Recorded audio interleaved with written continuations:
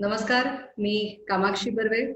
बोल बर्वाच्या आजच्या भागामध्ये आपलं सगळ्यांचं स्वागत करते.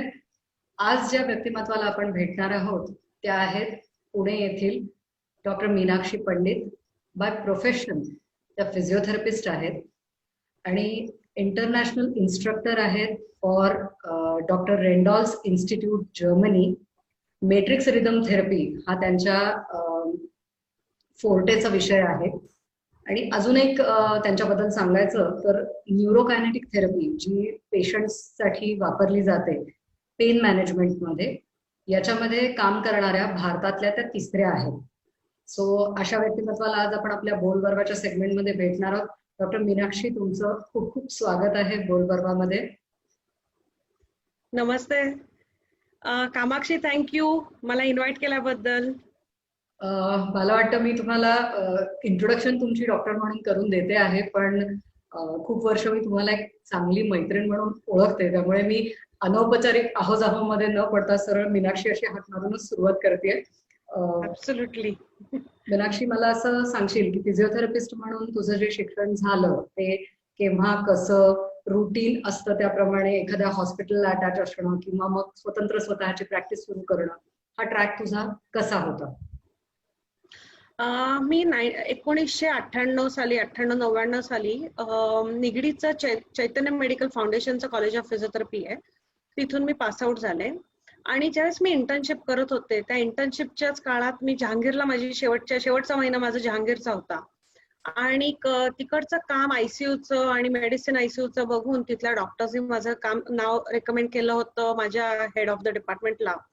आणि त्यावेळेस जशी मी पास आउट झाले, मला वाटतं मी एक 4 दिवसाचा ब्रेक घेतला असेल आणि इमिजिएट मी तिथे फिजिओथेरपिस्ट म्हणून जॉईन झाले.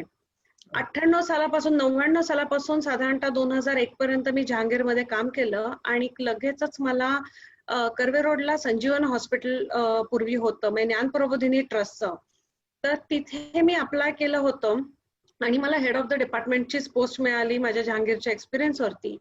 त्यामुळे 2001 पासून 2011 पर्यंत, जोपर्यंत ज्ञान प्रबोधिनी ट्रस्ट पर्यंत हॉस्पिटल होतं, मी तिथे हेड ऑफ द डिपार्टमेंट म्हणून काम केलं. आणि त्यानंतर माझं काम बघता संचेती हॉस्पिटलमधून मला कॉल आला होता की आम्हाला एक हेड ऑफ द डिपार्टमेंट हवेत, कारण थेरपिस्ट, त्यांचे वर्किंग थेरपिस्ट जवळजवळ 40, मास्टर स्टुडंट, हॉस्पिटलचे सगळे बाकीचा स्टाफ म्हणा किंवा बाकीचे स्टुडंट्स म्हणा. आणि मी संचेतीला जॉईन झाले. आणि 2013 पर्यंत हा सगळा प्रवास माझा हॉस्पिटल टू हॉस्पिटलच होत गेला. 2013च्या सुमारास असं वाटलं की थोडंसं घराकडे लक्ष द्यावं, मुलींकडे लक्ष द्यावं, मुली लहान होत्या असं वाटत असताना कुठेतरी मग हॉस्पिटल थांबवावं आणि स्वतःची प्रॅक्टिस सुरू करावी हा विषय मनात आला. आणि 2013 साधारणतः ऑक्टोबरच्या सुमारास मी स्वतःचं क्लिनिक प्रभात रोड येथे डेक्कन जिमखान्याजवळ क्लिनिक सुरू केलं. म्हणजे साधारणपणे सगळ्यांच्या आयुष्यामध्ये जसा ट्रॅक असतो की शिक्षण पूर्ण झालं की एखादा जॉब आहे किंवा हॉस्पिटल आहे तिथे आपण जॉईन होतो, दरम्यान लग्न होतं, मुलं असतात, मुलांचं लहानपण, आजारपण आणि आपली जे आपण शिकलेलो आहे त्याचा स्वतःला आणि समाजाला उपयोग करून देणं, याच्यासाठीची जी ओढाताण असते सगळ्यांचीच होते, ती तुझी कशी झालेली दिसते आहे. पण एका सर्टन स्टेजला तू ठरवलंस की येस, आता हॉस्पिटलचा जो काही बांधलेला जॉब आहे तो न करता आपण आपला स्वतःचा असा काहीतरी काम सुरू करायला पाहिजे आहे, ज्याच्यातून पेशंट्सना सर्व्हिस देणं हा सगळ्यात मोठा भाग होता. एक डिग्री, मग दुसरी डिग्री किंवा एक उपचार पद्धती, त्याच्यातून कडी म्हणून दुसरी उपचार पद्धती, किंवा एका पद्धतीवरती मास्टरी मिळवल्यानंतर मग अजून नवीन काय, असं जेव्हा शोधणं सुरू होतं तेव्हा रेग्युलर एखाद्या, तो व्यवसाय असू दे किंवा मग प्रोफेशन असू दे, डॉक्टरी प्रोफेशन जरी असलं तरी एक स्टॅग्नन्सी आल्यासारखं होतं. नवीन काहीतरी शोधणं हा प्रत्येक माणसाचा स्वभाव असतो. तसं तू नवीन याच्यात काय शोधलंस? मी बेसिकली ज्यावेळेस हॉस्पिटलला प्रॅक्टिस करत होते त्यावेळेस लक्षात आलं की वेगवेगळ्या विविध प्रकारचे पेशंट ऍक्च्युली आपल्या समोर येतात. त्या कमी वेळात मला जास्तीत जास्त ट्रीटमेंट आणि इफेक्टिव्ह ट्रीटमेंट द्यायचं हे सगळ्या डॉक्टर्सचं युजली प्लॅनिंग असतं. आणि मला वाटतं हा जो कुठंतरी आपल्याला नवीन टेक्निक दिली पाहिजे की पेशंट जेणेकरून लवकरात लवकर बरा होईल, he will be back to his own routine, own feet, back to his work, हे कुठंतरी वाटत असताना मला ह्या सगळ्या थेरपी किंवा वेगवेगळे शिक्षण पद्धती मी त्याच्यात वापरत गेले. मला लंडनला काही कोर्सेस सापडले, त्यामुळे मी लंडनला गेले. जवळजवळ मी तिथे, माझी मुलगी त्यावेळेस 6.25 वर्षाची पण जेमतेम नसेल, तिला मी इथे जवळजवळ 2-3 महिने ठेवले पुण्यामध्ये. माझ्या सासूबाईंनी सांभाळलं होतं आणि मी तिकडे शिकायला गेले. आणि मला वाटतं ह्याचा फायदा म्हणजे पेशंटसाठी हा फायदा व्हायला पाहिजे हे कुठेतरी मनात होतं, म्हणून मी वेगवेगळ्या पद्धती शिकत गेले. आणि मला वाटतं एकातून एक प्रत्येक वेळेस कुठं ना कुठेतरी कडी उलगडत जाते, तशा त्या माझ्या कळ्या उलगडत गेल्या की एक पद्धती मिळेपर्यंत मला पुढची पद्धत मिळत गेली होती. त्यामुळे भारतात यायचं, त्याची थोडी प्रॅक्टिस, पेशंटवरती वापर, चांगले रिझल्ट, जसे चांगले रिझल्ट दिसतात त्याप्रमाणे पुढचं शिक्षण. मला वाटतं हे कुठेतरी इट वॉज क्वाईट इंटरेस्टिंग. आणि माझा स्वभावही तसा आहे की मला वेगवेगळ्या गोष्टी शिकायला खूप आवडतात. त्यामुळे मला वाटतं ते कुठेतरी जसं आपल्या रुटीन आयुष्यात असतं ते माझ्या हे शिक्षणात आलं आणि मी ते वापरत गेले. म्हणजे जो बेसिकली एक चळवळा स्वभाव असतो की एक शिकलंय म्हणजे तिथेच थांबलंय असं नाही, तर त्याच्यातून पुन्हा दुसरं काहीतरी शिकण्याचा जो काही एक तयारी असते किंवा नवेपणा जो काही असतो, अरे नवीन मला काहीतरी शिकायला मिळालं आहे. तसं तुझ्या इतक्या वर्षाच्या प्रॅक्टिस नंतर जी एक उपचार पद्धती तुला नवीन सापडली असं तू म्हणालीस, मेट्रिक्स रिदम थेरपी असं नाव तू आम्हाला सांगितलं आहे सुरुवातीला. तर मला सांगशील की ही मेट्रिक्स रिदम थेरपी हे नक्की आहे काय, किंवा पेशंट्सना याचा वापर केला किंवा का तुला हे इंट्रोड्यूस करावं असं वाटलं पेशंट्सना? ऍक्च्युली ह्याची सुरुवात 2009च्या सुमारास झाली. माझा एक कलिग आहे, सोलापूरला आहे, डॉक्टर संदीप भागवत. तर तो पुण्यात काही वर्कशॉपसाठी आणि आम्ही काही कामासाठी भेटलो होतो. तर त्यावेळेस तो एका रिनाउंड सर्जनला पुण्यामध्ये ट्रीटमेंटसाठी आला होता आणि त्यांनी मॅट्रिक्स रिदम थेरपीचा वापर केला होता. आणि ज्यावेळेस आम्ही बोलत होतो त्यावेळेस मी त्याला प्रत्येक वेळेस विचारत होते की असं तू काय उपयोगात आणली, अशी कुठली इक्विपमेंट आहे, कारण त्यांच्या पायावरती मोठी डायबेटिक वुंड होती. आणि मला त्याचा विश्वास बसेना, कारण जे मी फोटोग्राफ पाहिले तर त्याची ती मला वाटतं 3री का 4थी व्हिजिट होती आणि 3ऱ्या का 4थ्या व्हिजिटला मोठीच्या मोठी वुंड अगदी लहान झालेली मी पाहिली. आणि दॅट वॉज मेन ट्रिगर की अरे ही काय, इट वॉज क्वाईट इंटरेस्टिंग की फिजिओथेरपिस्टच्या आयुष्यामध्ये आम्ही काही स्पेसिफिक मोडॅलिटीज वापरतो. म्हणजे IFT असतं, अल्ट्रासाऊंड असतं, शॉर्टवेव्ह डायथर्मी ट्रॅक्शन, अशा काही मोडॅलिटीज, पण या आम्ही पेन मॅनेजमेंट किंवा थोडं पेशंटला कम्फर्ट करण्यासाठी वापरतो. आणि ही ज्यावेळेस वुंड बघितली त्यावेळेस मी म्हटलं माझ्या रुटीन इक्विपमेंट फिजिओथेरपीच्या मला इथं वापरता येणार नाहीत किंवा हे कमी पडतात. म्हणून मी ते कुठं ना कुठेतरी काय काय ह्या गोष्टी शिकत गेले, वाचत गेले, बघत गेले. आणि 2011ला आम्ही पुण्यामध्ये एक इंटरनॅशनल आमची फिजिओथेरपीची कॉन्फरन्स केली होती. त्यावेळेस याचे जे इन्व्हेंटर आहेत डॉक्टर उल्रिक रेंडॉल, ते जर्मनीत असतात आणि ते स्वतः मॅक्झिलोफेशियल सर्जन आहेत. त्यांना मी पुण्यामध्ये इन्व्हाइट केलं की ही नवीन उपचार पद्धती काय आहे ही आपण बघावी, लोकांपर्यंत पोहोचावी.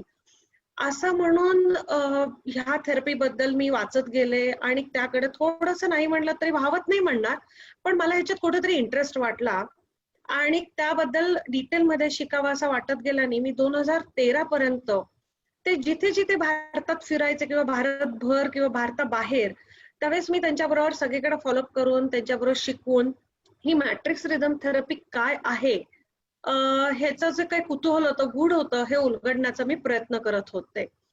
आणि मला असं खूप जाणवत होतं की काही पेशंट येतात, फॉर एक्झाम्पल फ्रोझन शोल्डरचे, की फिजिओथेरपिस्टचं काम म्हणजे ऑर्थोपेडिक सर्जनचं किंवा डॉक्टरचं काम त्यांना औषधं देऊन पेन कमी करायचंय. फिजिओथेरपिस्टचं काम त्यांना पुढे रुटीन ऍक्टिव्हिटीमध्ये आणायचंय. आणि कुठेतरी रुटीन ऍक्टिव्हिटीला मला वाटायचं की अरे ही रेंज थोडीशी कमी पडतीये, त्यांना इथे कुठेतरी मसल टाईटनेस आहे आणि मी अजून काय उपचार पद्धती देऊ की ज्याच्यामुळे ही रेंज म्हणजे फास्ट येईल, इथला मसल जो टाईट आहे तो रिलीज होईल, तिथला जो फेशिया म्हणतात तो रिलीज होईल, हे मला कुठेतरी वाटत गेलं. म्हणून मी ह्या मॅट्रिक्स रिदम थेरपीचा जास्त अभ्यास करत गेले. रेंज हा शब्द वापरलास तो मला वाटतं फ्रोझन शोल्डरच्या बाबतीत हे उचललं जाणं याला रेंज म्हणतात ना. बरोबर. म्हणजे ही म्हणजे मेडिकल टर्म आहे. बरोबर. आपण एखादी ऍक्टिव्हिटी करतो तर ती कम्प्लीट करण्यासाठी जो आपण जॉईंट वापरतो तो रेंज असते. ओके. त्यामुळे ती कुठंतरी सगळ्याच पेन मध्ये ती अडकलेली असते. म्हणजे तर फ्रोझन ह्या रेंज शोल्डर फ्रोझन शोल्डरच्या पेशंटच्या बाबतीत जे बघितलं आहे शोल्डर साठी आहे. उंचावरून एखादी वस्तू वस्तू काढतात काढणं. इझिली हा हात वापरता येत नाही. शेवटच्या नाही. मला वाटतं हो. थोड्याशा तो एक काय रेंजला फरक पडतो कारण ती रेंज म्हणजे फॉर एक्झाम्पल कपडे काढताना कपडे वाळत टाकलेले असतात ते काढताना लागणारी जी रेंज आहे ती शोल्डरची रेंज आहे. तर ती कुठंतरी अडकल्याचा फील असतो फ्रोझन शोल्डर मध्ये. बरोबर. म्हणजे तुम्ही ज्याला रेंज म्हणतात त्याला आपण ती डिग्री पण शब्द मला वाटतं म्हणू शकतो. बरोबर. ही डिग्री मला नाही आहे. ओके.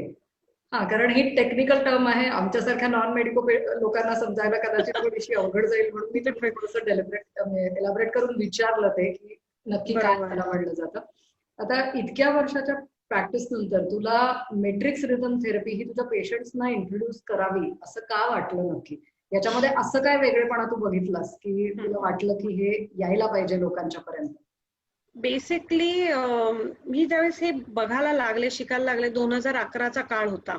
मग त्यावेळेस नवीन नवीन IT इंडस्ट्री बऱ्यापैकी नवीन आली होती किंवा टेक्नॉलॉजी बऱ्यापैकी वाढायला लागली होती आणि असं लक्षात आलं की लोकांकडे वेळ कमी व्हायला लागला होता. म्हणजे तुमच्याकडे पाठदुखी आहे मानदुखी आहे पण मला कमीत कमी वेळेत मॅक्झिमम रिझल्ट पण ही परत मी रिव्हर्स बॅक होता कामा नये अशी युजली ट्रीटमेंट पेशंटना हवी होती. म्हणजे पूर्वीच्या काळी मी ज्यावेळेस पासआउट झाले त्यावेळेस पेशंट 10 दिवस आला 15 दिवस आला असं चालायचं. हळूहळू 10 वर्षात मी ऑब्झर्व केलं की काही वर्षांमध्ये असं ऑब्झर्व केलं की पेशंटला क्विक रिझल्ट हवा आणि फास्ट रिझल्ट पण तो टिकेल असा हवा. त्यामुळे ही मला कुठेतरी मॅट्रिक्स रिदम थेरपीचा प्लस पॉइंट वाटला की ते आपण द्यावं पेशंटला की मी एक फास्ट रेंज जी मगाशी आपण म्हणलं की एखादी मुवमेंट त्या जॉईंट मधली मुवमेंट जिथे कुठेतरी रेस्ट्रिक्शन आहे ती मी लवकर अचीव करू शकेन. फॉर एक्झाम्पल एखाद्या पेशंटची नी सर्जरी झाली आहे, गुडघ्याची सर्जरी झाल्यानंतर त्या पेशंटला गुडघा सरळ करणं किंवा वाकवणं ही रेंज फार गडबडीची असते.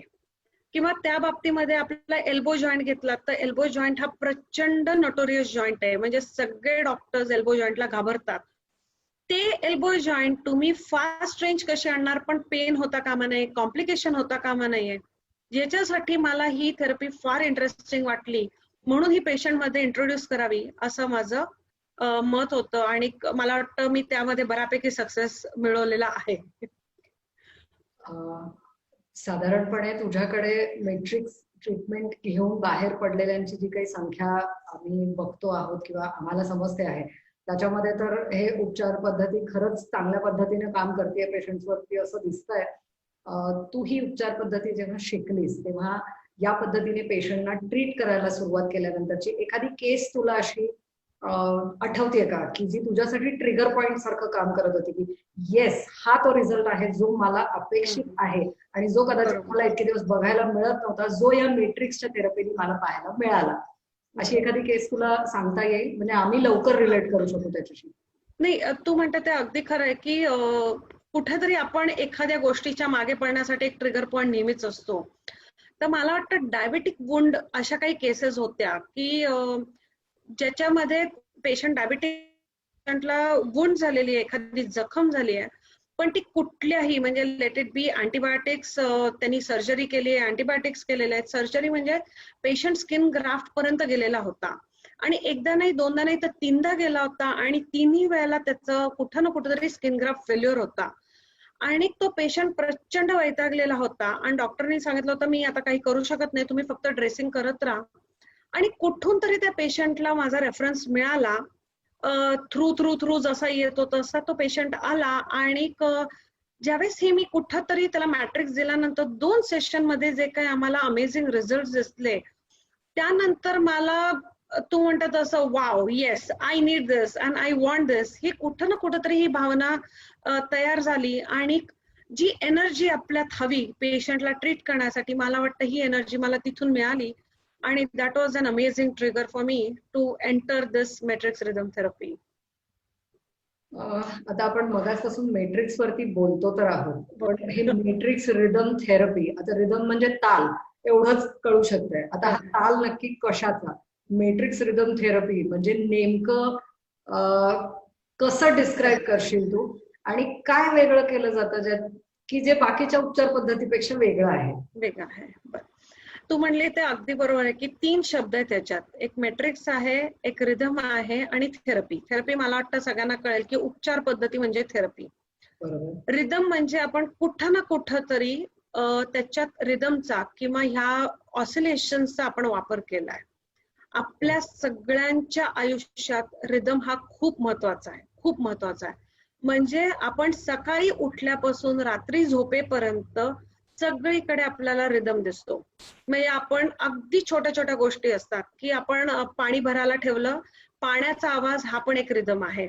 तुम्ही भांडी जरी घासायला घेतली तरीही त्या भांड्यांमध्ये तयार होणारा आवाज सुद्धा रिदम आहे. तसंच आपण ज्यावेळेस म्हणतो की मला एखादी व्यक्ती बघून पॉझिटिव्ह एनर्जी वाटते किंवा पॉझिटिव्ह वाटतो, तो सुद्धा रिदम आहे. हा रिदम आपल्या आयुष्यात सगळ्यांच्या, पण जो आपल्याला कधी कळत नाही, आपण त्याचा अनुभव घेत नाही, जे आपल्या शेजारी आहे. तर ह्याच रिदमचा उपयोग आम्ही ह्या मशीन मध्ये केलेला आहे. आणि जो महत्वाचा वर्ड आहे मॅट्रिक्स, तर हा टोटली मेडिकल टर्मिनॉलॉजी आहे. म्हणजे काय आहे, तर आपल्या शरीरामध्ये जे काही स्नायू आहेत हे हजारो लाखो पेशींनी बनलेले आहेत. आणि हे जे पेशी आहेत तर त्या पेशी पाण्यामध्ये अक्षरशः पोहत असतात. म्हणजे एखादा तुम्ही पॉन्ड घेतलात, एखादं छोटस आपण मत्स्यालयासारखा विषय घेतला, तर पाणी आहेत आणि त्याच्यात बरेच मासे आहेत. हे मासे म्हणजेच आपले पेशी आहेत आणि पाणी जे आहे म्हणजेच मॅट्रिक्स आहे. त्यामुळे ह्या मॅट्रिक्सचं म्हणजे ह्या पाण्याच्या रिदम वरती काम जे करतो, that is matrix rhythm therapy. हे अगदी सोप्या भाषेतलं गणित. आता आपल्याला काय करायचं आहे, तर ह्या मॅट्रिक्सला आपल्याला चांगला ऑक्सिजन द्यायचा आहे. कारण जर आपल्या पिण्याचं पाणी चांगलं असेल म्हणजे काय, चांगलं ऑक्सिजन असेल तर आपण चांगले. आपण चांगले म्हणजे काय, तर आपल्या सिस्टीम चांगल्या. म्हणजे आपण पाणी चांगलं प्यायलं तर पेशींना मिळणारं न्यूट्रिशन चांगलं, आणि जर ते न्यूट्रिशन चांगलं असेल तर आपली तब्येत चांगली. Okay, this is a very simple language what I would suggest. याच्यात मी एक पीपीटी शेअर करू इच्छिते की मी ते दाखवीन की युजली पेशंट ज्यावेळेस डॉक्टरकडे येतो, तो काय म्हणतो की तो कंप्लेंट सांगतो, तो त्याचे साइन सिम्पटम सांगतो. म्हणजे समजा माझ्याकडे येणारा पेशंट, जसं आपण मगाशी उदाहरण घेतलं फ्रोझन शोल्डर, ती पेशंट काय म्हणते की अहो डॉक्टर, मला एखादी वस्तू वरून उचलता येत नाही, मला तारेवरचे कपडे काढता येत नाही, मला डबे काढता येत नाही. डॉक्टर काय डायग्नोज करतो, तुझं मोबिलिटी रेस्ट्रिक्टेड आहे, म्हणजे तुझी रेंज कुठंतरी अडलेली आहे. आणि ह्या साइन सिम्पटम्स वरती तो म्हणतो तुला फ्रोझन शोल्डर झालाय. फ्रोझन शोल्डर झाला, ठीक आहे, फ्रोझन शोल्डर झाला, डायग्नोसिस पर्यंत आला. आता त्याची ट्रीटमेंट काय आहे, म्हणजे त्याच्या मागची आपल्याला जी इटिओलॉजी लागते ती आपल्याला शोधणं गरजेचं आहे. त्यामुळे डॉक्टर काय म्हणतो, बाई ही औषधं घे, तू ह्या गोळ्या घे आणि तुझा पेन कमी होईल. पेन कमी झालं म्हणजे आपण साइन सिम्पटम्सला हात लावला, आपण ऍक्च्युली त्याच्या रूट कॉजला आपण जात नाही. आणि मला वाटतं हे फिजिओथेरपिस्टचं काम आहे की रूट कॉजला जाऊन एक्झॅक्ट त्याचं काय रिझन आहे ते शोधावं आणि त्याच्यावरती उपचार पद्धती कराव्या. त्यामुळे ह्या साइन सिम्पटम्सला आपल्याला सेल्युलर लेवलला काम करायचं आहे. मी तुम्हाला एक व्हिडिओ शेअर करते, त्याच्यात पीपीटी शेअर करते आणि मला वाटतं त्याच्यात मला एक्सप्लेन करणं खूप योग्य वाटेल. मी आता जसं म्हणलं तसं पेशंट आपल्याकडे येतो तो हे सिम्पटम्स घेऊन येतो, पण ह्याच्या मागची जी इटिओलॉजी आहे, म्हणजे नेहमी बर्फाचा मोठा डोंगर दिसतो, पण खालती बर्फ पाण्याच्या खालती किती आहे हे कळत नाही. म्हणजे हे जर कळलं असतं तर मला वाटतं टायटॅनिक सारखी गोष्ट घडलीच नसते, टायटॅनिकची बोट कधी आपटलीच नसती. तसं पेशंटच्या बाबतीत पण आहे की आपल्याला ह्याचा बेस जो आहे तर तो शोधणं खूप गरजेचं आहे. आणि ज्यांना ह्याचा रूट कॉज सापडेल ना, पेशंट 200% ह्या प्रॉब्लेम मधून बाहेर येणार. आता जे आपण म्हणलं की मोडॅलिटी किंवा मॅट्रिक्स रिदम थेरपी, की ही एक ना फिजिओथेरपिस्टचं स्किल आहे की कुठली मोडॅलिटी कधी वापरायची आणि ती कशी वापरायची हे खूप महत्वाचं आहे. आणि मला वाटतं की आम्हा फिजिओथेरपिस्टकडे एक लिस्ट ऑफ कॉन्ट्राइंडिकेशन्स म्हणजे काय, की जिथे मोडॅलिटी वापरायची नाही, ह्या पेशंटला हात लावायचा नाही, ज्याला इंडिकेटेड नाही, हे दिस इज कॉन्ट्राइंडिकेशन. म्हणजे तुम्हाला एखादी गोळी द्यायची का नाही, ती त्या ट्रीटमेंटला कॉन्ट्राइंडिकेटेड आहे की नाही, म्हणजे ती चालणार आहे की नाही हे शोधणं गरजेचं आहे. तशा आमच्याकडे सगळ्या फिजिओथेरपीच्या ह्याच्यात काही लिस्ट आहेत, की तुम्हाला कॅन्सर झाला तर शॉर्टवेव्ह डायथर्मी वापरू नका, किंवा तुम्हाला पॉटस्पाईन असेल तर तुम्हाला ट्रॅक्शन वापरायचं की नाही विचार करायला पाहिजे, तुम्हाला अल्ट्रासाऊंड द्यायचं की नाही विचार करायला पाहिजे. ही अशी लिस्ट ऑफ कॉन्ट्राइंडिकेशन्स आम्हाला सुरू होते. बरं, मग आता ह्या मॅट्रिक्स मध्ये आपल्याला डिफरन्स काय जाणवतो, तर आता तुम्हाला इथे दिसेल की हे जे आहे हा पेशी आहे आणि हे जे काळं हे सगळं पाणी आहे, म्हणजे हे मॅट्रिक्स आहे. ओके, आता ह्या सेल्सना त्यांचं ऑसिलेशन आहे आणि डॉक्टर रँडॉलांनी हे इन्व्हेंट केलं की हे सगळे ऑसिलेशन हे खूप पूर्वीचे होते, माहिती होते, म्हणजे 1930 साली याचे काय काय इन्व्हेन्शन झाले होते. पण याचा फायदा त्यांनी असा घेतला आणि ह्या सेल्सची फ्रिक्वेन्सी त्यांनी शोधली. त्यांनी शोधल्यानंतर ते म्हणले की हा जो पेशी आहे तो त्याच्या ऍक्सेस भोवती 8 ते 12 हर्ट्स मध्येच हलतो, त्याच्या कमी पण नाही आणि त्याच्या जास्त पण नाही. जर ह्यांची हालचाल गडबडली तर हे मॅट्रिक्स म्हणजे पाणी खराब होतं, म्हणजे आपल्या चक्कपैकी पाणी खराब होतं, म्हणजे तिथे कार्बन डायऑक्साईडचं प्रमाण खूप वाढतं, तिकडचे नको असलेले जे पदार्थ आहेत ते त्या पाण्यामध्ये जाऊन साठतात, आणि जर का हे साठत गेले तर आपल्याला पेन, डिस्कम्फर्ट, रेस्ट्रिक्शन रेंजची, किंवा आपण ज्याला स्पॅझम म्हणतो, टाइटनेस म्हणतो, स्टिफनेस म्हणतो, या सगळ्या गोष्टी एवढ्याशा गोष्टींवरती किंवा एवढ्याशा पेशींच्या हालचालींवरती अवलंबून असतं.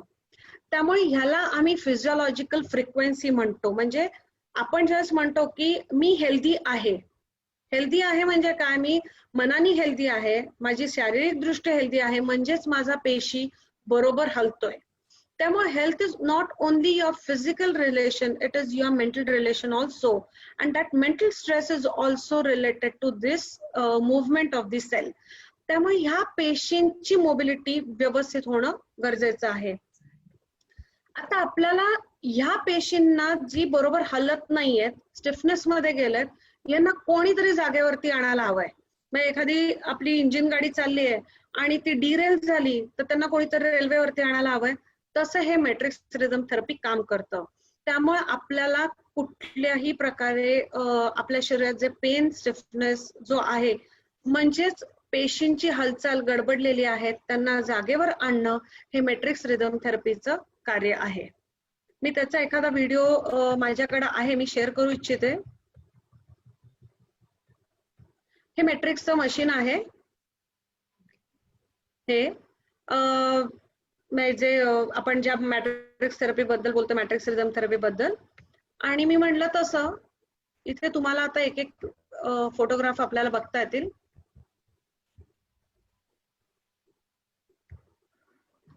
की हा जो सगळा फिलामेंट आहे, म्हणजे हा सगळा स्नायूच्या खालचा भाग आहे, फेशियाचा भाग आहे, ही आपण अल्ट्रासाऊंड वरती ऑब्झर्व केलेली इमेज आहे. आणि अशा प्रकारे आपण मायक्रो मोबिलिटी तिथून मॅक्रो पर्यंत, म्हणजे छोट्या पेशीपासून आपण मॅक्झिमम हालचाल आणतो आणि मॅक्झिमम आपण त्याची रेंज डेव्हलप करतो किंवा आणू शकतो. अशा प्रकारे हे मॅट्रिक्स रिदम थेरपीचं काम करतं.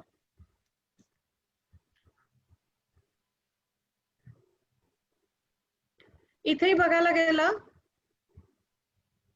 तर हा पेशी हलतोय, इथे सगळी मुवमेंट आहे, इथे सर्क्युलेशन, सगळं लिम्फॅटिक ड्रेनेज म्हणतो ते होतंय, पेशी हलतोय. आणि ही रेंज, रेस्ट्रिक्टेड रेंज जी आहे ती इथे तुम्ही बघितली तर पेशंट छान वापरू शकतो. तर हे काम मॅट्रिक्स रिदम थेरपी करतं. सिंपल भाषेमध्ये व्हायब्रेशन्सशी संबंधित काहीतरी हे ऑसिलेशन हा जो शब्द तुम्ही वापरलाय, सिमिलर टू व्हायब्रेशन्स. मग एक टाईपची जर ही व्हायब्रेशन्स आहेत किंवा मेडिकल टर्म मध्ये ज्याला ऑसिलेशन म्हणलं तुम्ही, ती जर आहेत, तर मॅट्रिक्स म्हणजे ही पेशंटना जर ती जाणवतात जेव्हा ट्रीटमेंट घेत आहेत, तर बाजारात सहज अवेलेबल होणारे व्हायब्रेटर आणि मेट्रिक्स याच्यामध्ये मग फरक नक्की काय? हा फार महत्वाचा प्रश्न आहे, कारण ज्यावेळेस डॉक्टर रेंडॉलांनी याचा अभ्यास सुरू केला त्यावेळेस त्यांनी ऍक्च्युली व्हायब्रेशन्स म्हणल्यानंतर बाजारातून लिटरली व्हायब्रेटर आणून त्यांनी त्यांच्या जखमा किंवा पेशंट वरती ट्राय केलं की ही जखम म्हणा किंवा ही रेंज मला त्या व्हायब्रेशन्स मध्ये अचीव्ह होते का, हे त्यांनी पाहिलं आणि त्यांच्या लक्षात आलं की हे जे व्हायब्रेटरचे व्हायब्रेशन्स आहेत हे एका पोझिशन मध्ये जातात. ओके, म्हणजे काय, मी परत व्हिडिओमध्ये तुम्हाला एक्सप्लेन करते. पण त्या लिनियर फ्रिक्वेन्सी मध्ये जखम हील होत नाही. म्हणजे काय होतं सांगते की आता आपण इथे व्यवस्थित मुलाखतीमध्ये चालू आहे आणि इथेच जर माझ्या मागे जोरात एखादा आवाज आला किंवा माझ्या भोवतून कुठेतरी म्युझिक लावलं तर माझे व्हायब्रेशन्स याच्यातले निघणार आहेत, तुटणार आहेत. म्हणजे मी कुठंतरी ते ब्रेकडाऊन करणार आहे, म्हणजे ही मी इंजुरी करणार आहे. तर आपल्याला काय लागतं, तर आपल्याला व्यवस्थित वातावरण लागतं पेशींना, आणि ते वातावरण 8 ते 12 हर्ट्स मध्येच येणारं हवं. ज्यावेळेस आपण म्हणतो की फॉर एक्झाम्पल मला सर्दी झाली आहे म्हणजे काय, जे माझे पेशी मूव्ह होतात, हालतात, त्यांना कोणीतरी ट्रिगरवाला आहे, म्हणजे मग त्याच्यात कुठेतरी इन्फेक्शन आहे, कुठला तरी भयानक वास आहे, ज्याच्यानी हे माझे व्हायब्रेशन्स खराब झाले. आणि हे जर व्हायब्रेशन्स कुठेतरी खराब झाले तर मी त्याला साईन सिम्पटम्स सर्दीचं देते. ओके, त्यामुळे आपल्या शरीरात जे रिदमिक पॅटर्न आहे तो रिदमिक पॅटर्न आपल्याला मॅनेज करायला लागतो, पण 8 ते 12 हर्ट्स मध्ये. ज्यावेळेस आपण एखादा व्हायब्रेटर घेतो, व्हायब्रेटर हा ठोक्यासारखा कंटिन्युअस व्हायब्रेट होतो. आपल्याला तसं नकोय. आपल्या पेशीला समजावून घेणारं कधी 8 हर्ट्स असेल, कधी 10 हर्ट्स असेल, कधी कधी 10.5 हर्ट्स असेल, अशी प्रत्येक सेलची फ्रिक्वेन्सी आहे. सगळा पेशी माझा एकसारखा 8 म्हणजे 8 हर्ट्सला हलत नाही, 12 म्हणजे 12 हर्ट्सला हलत नाही. तो कधी 8 हर्ट्सला आहे तर कधी 12 हर्ट्स पर्यंत आहे. ह्या रेंज मध्ये ज्याला मोबिलिटी येईल किंवा ज्याला काय म्हणूयात त्याच्याप्रमाणे वागेल असं आपल्याला इक्विपमेंट हवं. आणि व्हायब्रेटर हा कुठलाही स्पेसिफिक नाहीये, तो लिनियर मुवमेंट मध्ये नाहीये, आणि तो कुठला पॅटर्न ब्रेक केला तर त्याच्यात इंजुरी होऊ शकते. त्यामुळे आपल्याला इंजुरी न होता एखादा छान एक म्युझिक सिस्टीम सारखं, म्हणजे वेगवेगळे ड्रमर्स आलेत, कोणी व्हायोलिनिस्ट आलेत, कोणी लोक वेगवेगळे आलेत, आणि एक सुंदर गाणं तयार होतं, तसं एक सुंदर गाणं आपल्या त्या शरीरात तयार होणं गरजेचं आहे, कुठंतरी हा रिदम पॅटर्न. आणि म्हणून मला वाटतं तो व्हायब्रेटर आणि मॅट्रिक्स रिदम थेरपीतला हा मेजर डिफरन्स आहे. आपल्या पेशींना समजावून घेणारे ऑसिलेशन्स तिथे तयार होणं गरजेचं असतं. खूप सोप्या शब्दामध्ये आणि मेडिकल टर्मचा ज्यांना अनुभव नाही आहे अशा लोकांना सुद्धा मला वाटतं तुम्ही जे सांगितलंय ते इझिली समजू शकेल. मला असं सांगशील मीनाक्षी की कोणत्या एज ग्रुपचे पेशंट्स या म्हणजे ही जी थेरपी आहे मॅट्रिक्स रिदम थेरपी याचा वापर करू शकतात, त्याला काही एज लिमिट आहे? हे बघ, प्रत्येक वेळेस ना मी म्हणते तसं मी प्रत्येक वेळेस पेशीवर जाते, आणि पेशी पहिल्यांदा कुठे व्हायब्रेट होतो हा जर प्रश्न विचारला, मी युजली वर्कशॉप्स मध्ये विचारते, तर पहिल्यांदा पेशी व्हायब्रेट होतो हा प्रत्येक आईच्या गर्भात. म्हणजे आपण जे प्रत्येक वेळेस म्हणतो की आईला गर्भधारणेमध्ये त्याचं बाळ छान व्हावं, तर तिथे पहिलं व्हायब्रेशन असतं, आणि हे व्हायब्रेशन मरेपर्यंत असतं. त्यामुळे ही थेरपी आईच्या पोटात असल्यापासून मरेपर्यंत ह्या सगळ्या एज ग्रुप मध्ये आपल्याला देता येते, इतकी सेफ आहे. त्यामुळे आम्ही कुठलंही पेशंट, तिथे प्रेग्नन्सी असो, पेशंटला कार्डियक पेसमेकर असो, पेशंट ऑपरेटेड असो, पेशंट व्हेंटिलेटरवर असो, कुठल्याही जिथे पेशी हालतो तिथेही आपण थेरपी वापरू शकतो, इतकी सेफ आहे.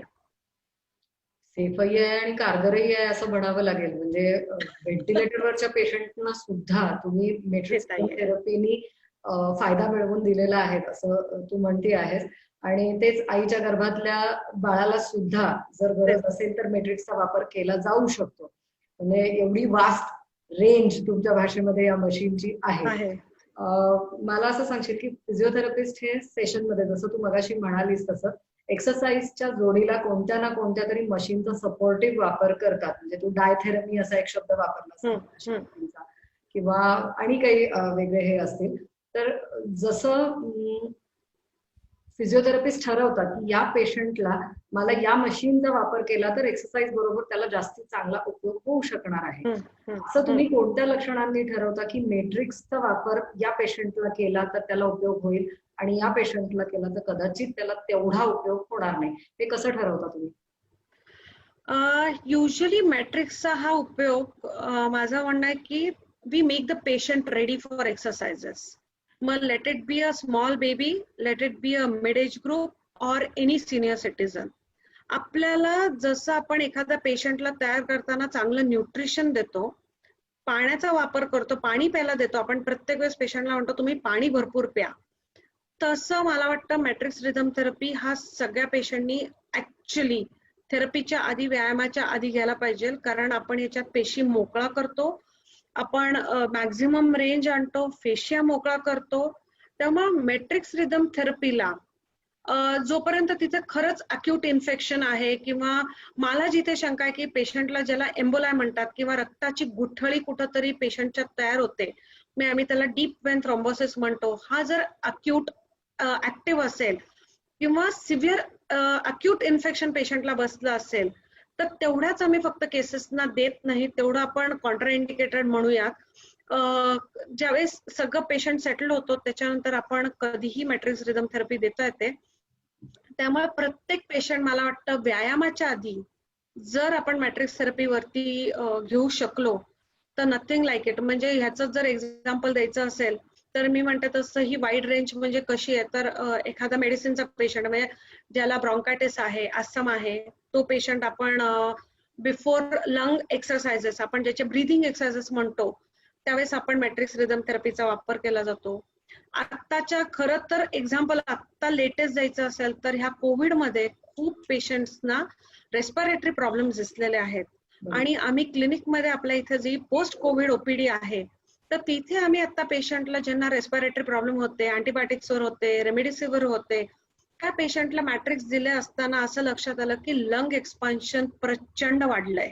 म्हणजे 1 ते 1.5 इंचाचा डिफरन्स लंग एक्सपान्शन मध्ये एकेका सेशनला दिसून आलाय.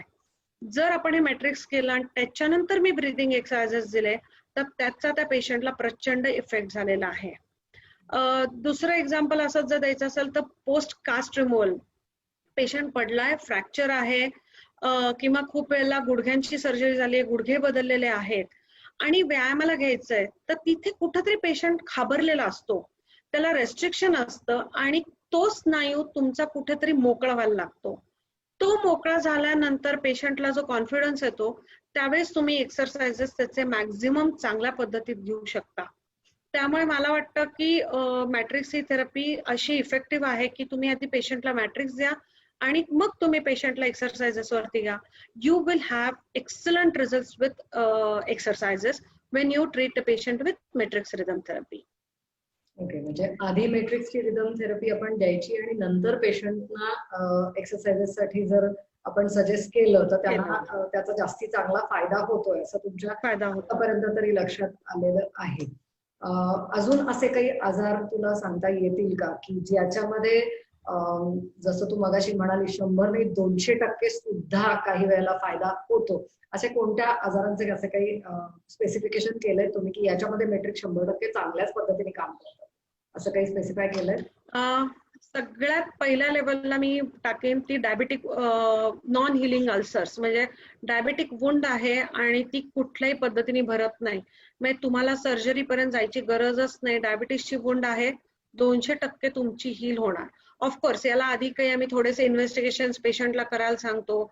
मी म्हटलं तसं की रक्तात काही इन्फेक्शन कुठलं आहे, त्याच्यात काही डीप वेन थ्रोम्बोसिस आहे का, की तिथे रक्त पुरवठाच प्रॉब्लेम मध्ये आहे, हे थोडेसे ऑफकोर्स आधी इन्व्हेस्टिगेशन करायलाच लागतात. पण जर हे सगळं क्लिअर असेल तर ह्याचा जबरदस्त उपयोग डायबेटिक नॉन हिलिंग अल्सर ज्याला म्हणतो त्याला होतं. ऑर्थोपेडिक कुठल्याही केसेस घ्या, तुम्हाला शोल्डर पेन, मान दुखी, पाठदुखी, मानदुखी, कंबर दुखी, गुडघे दुखी, कुठलेही फ्रॅक्चर्स आणि कुठल्याही एज ग्रुपचे हे आपण इतक्या इझिली ट्रीट करू शकतो. त्याचप्रमाणे हा जो TM जॉईंट असतो, टेम्पोरोमॅन्डिब्युलर इथला जॉईंट, तर बऱ्याच वेळेला याच्यात पण कुठंतरी डिस्क्रिपन्सी असते. किंवा एखादा पेशंट डेंटिस्ट कडे गेलाय आणि दात काढल्यानंतर ज्याला ट्रिस्मस म्हणतात, की त्याला जॉ ओपनिंग होत नाही, आ करता येत नाही, कारण तो खूप वेळ आ केलेला असतो, तर हे सगळे स्नायू गडबडलेले असतात. तर हे जे काही क्रिटिकल किंवा ट्रिकी क्वेश्चन्स आहे, ट्रिकी पेशंट जे म्हणतो, तर ह्या पेशंट्स वरती जबरदस्त फायदा आहे. किंवा वर्टॅगो म्हणा, कानात आवाज येतो, टिनिटस म्हणा, किंवा न्यूरोलॉजिकल लहान मुलं जी आहेत की ज्यांना ADHD आहे, ऑटिझम आहे, किंवा ज्यांना सेरेब्रल पॉल्सी आहे, त्या मुलांमध्ये कॉन्स्टिपेशन एक जबरदस्त प्रॉब्लेम असतो. त्या मुलांमध्ये सलायवेशन म्हणजे लाळ गळत राहणे हा एक जबरदस्त प्रॉब्लेम असतो. ADHD ची मुलं किंवा ऑटिस्टिक मुलं शांत बसत नाहीत आणि खूप इकडून तिकडून फिरत असतात सैरवे. ह्या मुलांना शांत करण्यासाठी आम्हाला मॅक्झिमम त्याचा फायदा दिसलेला आहे. आणि ही मोडॅलिटी किंवा अजून कुठल्याही मोडॅलिटी ह्या ट्रीटमेंटमध्ये आता अवेलेबल नाहीये. तुम्ही जर उद्या म्हणलात की पिडियाट्रिक केसेस मध्ये मला कॉन्स्टिपेशन कसं कमी करायचंय, तर तुम्ही औषधं, गोळ्या किंवा लिक्विड्स किंवा सपोजिटरी देता. पण मुलं कंटाळतात. They need some natural system. ही नॅचरल सिस्टम मला वाटतं मॅट्रिक्स रिदम थेरपी आपल्याला कुठेतरी देते. म्हणजे इतक्या वेगवेगळ्या प्रकारच्या आजारांवरती मॅट्रिक्स काम करतंय असं तुमचं ऑब्झर्वेशन आहे.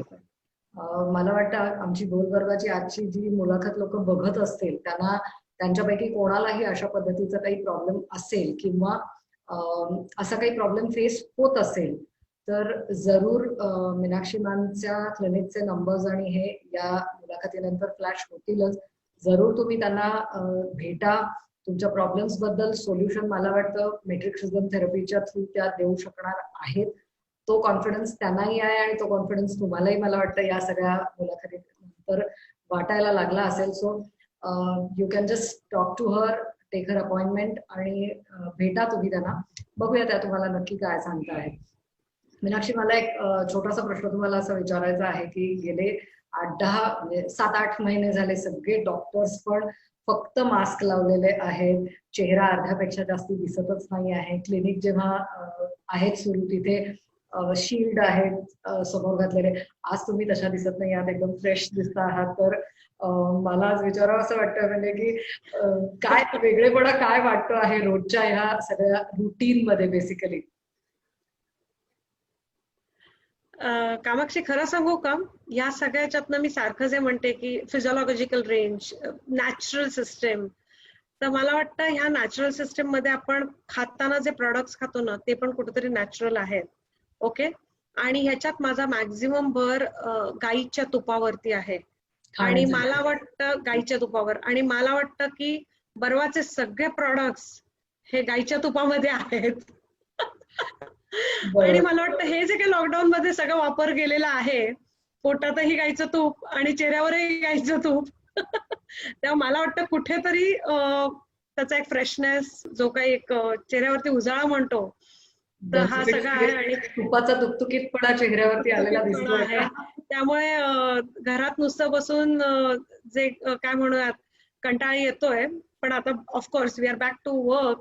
आम्ही तर ऑफकोर्स कामाला केव्हाच लागलेलो होतो, पण या सगळ्या natural systems definitely they support you and that gives, त्याचा जो काही लुक असतो, त्याचं जे काही उत्तर दिसतं ना ते चेहऱ्यावरच दिसतं मला वाटतं. त्यामुळे मला ह्याबद्दल डिटेल खूप आता सांगण्यापेक्षा चेहऱ्यावरच बघा. नाही, हा तर एक बेनिफिट आहेच केमिकल फ्री आणि ऑर्गॅनिक प्रॉडक्ट वापरण्याचा, जो कदाचित मॅडमच्या चेहऱ्यावरती पण तुम्हाला बघायला मिळेलच. आणि जसं त्यांनी सांगितलं तसं की पोटामध्ये सुद्धा केमिकल फ्री प्रॉडक्ट्स घालायची सुरुवात करा. गाईचं तूप, एक मिथ होतं मध्ये की तूप खाल्लं की वजन वाढतं. अजिबात तसं नाही आहे. तूप हे तुमच्या शरीरासाठी खरंच खूप गरजेचं आहे. जसं आजकाल लोक ऑर्गॅनिक भाज्या, फळं, धान्य ह्याच्याकडे वळायला लागलेले आहेत, तसेच शोधून शोधून लोक ऑर्गॅनिकचे ब्रँड्स पाहतायत मार्केटमध्ये की कुठले अवेलेबल आहेत. मग तो गुळाचा असेल, तो पालेभाजीचा असेल किंवा सॅलड्स मधला असेल. चांगलं खाणं, चांगलं वापरणं हे तुम्हाला हेल्दी लाईफस्टाईल कडे घेऊन जाणार आहे. डॉक्टर मला असं तुम्हाला विचारावं असं वाटेल की हे सगळे पेशन्स, तुमचं क्लिनिक, रेग्युलर घर, मुलं, या सगळ्यांमधून स्वतःसाठी जेव्हा वेळ काढायची खरंच वेळ येते तेव्हा एक स्ट्रेस बस्टर म्हणून तुम्ही कोणत्या गोष्टींचा वापर करता? कारण आजकाल खरंच सगळे इतके स्ट्रेस्ड आउट आहेत, बॅक टू वर्क यायला लागलेत, पण अजूनही आयुष्य तितकं नॉर्मल झालंय असं वाटत नाही आहे. तर ह्या सगळ्या गोष्टींमधून तुम्ही स्वतःसाठी वेळ कसा काढता आणि मग वेळ काढलाच तर तेव्हा नक्की करता काय? वेळ डेफिनेटली काढते. मला खूप आवडतं स्वतःसाठी वेळ काढायला. पण ह्या सगळ्याच्या दोन महत्वाचे स्ट्रेस बस्टर आहे. म्हणजे 2 म्हणण्यापेक्षा 3, की मी एक उत्तम पेंटर आहे. मी उत्तम कलाकुसर करते. त्यामुळे सध्या मी एक भरतकामासाठी मी एक माझा स्वतःचा ड्रेस भरून गेला. आता फक्त साखळी आणि क्रॉस स्टिच ह्या 2 वरच मी आता त्याचा भर देऊन एक ड्रेस शिवायला घेतलाय. आणि ऑफकोर्स आता कोविड आहे म्हणून, नाहीतर I am a nature lover. मला जंगलामध्ये राहायला प्रचंड आवडतं. मला कुठल्या किड्या मुंग्या कोणाचीही भीती नाहीये. आणि त्यामुळे मला वाटतं अजून मला कम्फर्ट असतो. पण मी प्रचंड जंगल प्रेमी आहे, तेव्हा मला कधीही चॉईस दिला तरी मी माझ्या नवऱ्याच्या मागे लागते आणि आम्ही दोघं जण कुठल्या ना कुठल्या तरी जंगलात डेफिनेटली सापडू. म्हणजे भारतभर कुठली जंगल झाले नसतील तर हा आकडा जरा कमीच आहे. इतके आम्हाला दोघांना जंगलमध्ये फिरायला आवडतं. त्यामुळे आणि मी उत्तम वाईल्ड लाईफ फोटोग्राफी करते. मग ऑफकोर्स नंतर आता ती माझी सगळी काय म्हणूयात, आता तेवढा वेळ मिळत नाही, पण फोटोग्राफी करायला आवडतं. आणि पुढचं जे काही त्याच्यातलं फोटोशॉप असतो हे म्हणा, ते माझा उरलेला नवरा सगळं कव्हर अप करतो. पण मला फोटोग्राफी करायला प्रचंड आवडतं. मीनाक्षी मॅमशी बोलल्यानंतर एक गोष्ट मात्र नक्की लक्षात येते आहे की तुम्ही कितीही स्ट्रेसफुल आयुष्य जगत जरी असलात तरी स्वतःसाठी वेळ काढणं हे गरजेचंच आहे. मग तो तुमची छोटीशी पॅशन का असेना ती पूर्ण करण्यासाठी वेळ काढा. रात्री 11चा वेळ तुम्हाला मिळू देत, 12चा वेळ तुम्हाला मिळू देत, पण थोडा वेळ का होईना तुम्ही स्वतःसाठी नक्की द्या. मला वाटतं डॉक्टर मीनाक्षी, आज तुम्ही येऊन आमच्या इथे मॅट्रिक्स रिदम थेरपी याच्याबद्दल जी काही माहिती सांगितलेली आहे किंवा जो तुमचा एक्सलन्सचा पार्ट आहे त्याच्यावरती तुम्ही जे भाष्य केलेलं आहे ते परवाच्या सगळ्या लोकांसाठी खूप विचार करायला लावणारं आणि नक्की मला ह्याच्यातून काय मिळणार आहे हे विचार करायला लावणारं नक्की असेल की मी माझ्यावरती काम करायचं जर असेल तर मला काय केलं पाहिजे हे नक्की तुमच्याशी गप्पा मारून आम्हाला समजलं असेल. तुम्ही आज इथे आलात, पीपीटीच्या माध्यमातून देखील तुम्ही आम्हाला खूप काही समजावून सांगितलं की पेशी म्हणजे काय, त्याच्या आजूबाजूला काय असलं पाहिजे, ते कशा असल्या पाहिजेत. आणि या सगळ्या गोष्टींमधून जर कोणाला अशा पद्धतीचे काही ऑर्थोपेडिक्सशी रिलेटेड और बऱ्याचशा गोष्टी मॅडमनी आपल्याला सांगितलेल्या आहेत, या संबंधित काही जरी प्रॉब्लेम्स असतील तर मॅमच्या क्लिनिकला जरूर संपर्क करा आणि get your problems solved. Thank you Meenakshi, आज तुम्ही इथे आलात. बोल बर्वाचा आमचा आजचा सेगमेंट आपण भूषवलात येऊन, आणि thank you very much for that. Thank you Kamakshi. आणि मला खरंच तुमचा हा इनिशिएटिव्ह जो काही आहे बोलबर्वाचा, मी सगळे एपिसोड तुमचे बघत आलेलीच आहे. जसा वेळ मिळेल तसा बघत आली ऑफकोर्स, पण मला तो खूप आवडतो आणि मला वाटतं this is an amazing thing what you are doing. So keep continuing doing all this things. आणि असेच वेगवेगळे लोक ह्याच्यात यावोत आणि आम्हाला सगळ्यांना अजून काही डिटेल माहिती मिळो. आणि बोलबर्वाच्या सगळ्या प्रेक्षकांना माझे मनापासून हार्दिक शुभेच्छा. थँक्यू. थँक्यू.